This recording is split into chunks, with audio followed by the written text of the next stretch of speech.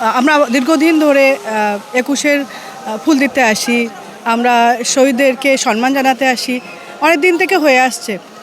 একটা জিনিস হচ্ছে, আমরা ছোটোবেলায় দেখতাম যে খালি পায়ে আমরা শিশির মারিয়ে এসে আমরা ফুল দিতে আসি, আমরা এটা দেখেছি। কিন্তু এখন সেই জায়গাটা নেই, নানা কারণে সেটা পরিবর্তন হয়েছে। আমার মনে হয় শ্রদ্ধার জায়গাটা আরও ভিতর থেকে আসা দরকার। দেশের প্রেক্ষাপট চেঞ্জ হয়েছে, যেটা আমাদের প্রত্যাশিত জায়গাটা আমরা চেয়েছিলাম। একটা স্বাধীনতার পক্ষের কোনো সরকার আসুক, এটা আমরা চেয়েছি।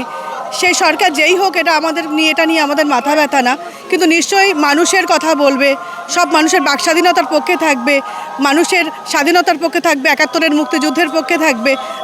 আমরা গান করব, আমরা বাউল করব, কীর্তন করব, এটা নিয়ে কোনো বাধা আসবে না। আমরা আশা করছি সেই একটা জায়গায় আমরা পৌঁছাবো। আমাদের প্রত্যাশা অনেক, আগামীতে দেখা যাক আমাদের প্রত্যাশা পূরণ হয় কিনা। তবে আমরা আশা করি যে অনেক যুদ্ধের পরে আমরা একটা ভালো সরকার পেয়েছি, যে সরকারের মাধ্যমে মানুষের প্রত্যাশা পরিস্ফুটিত হবে।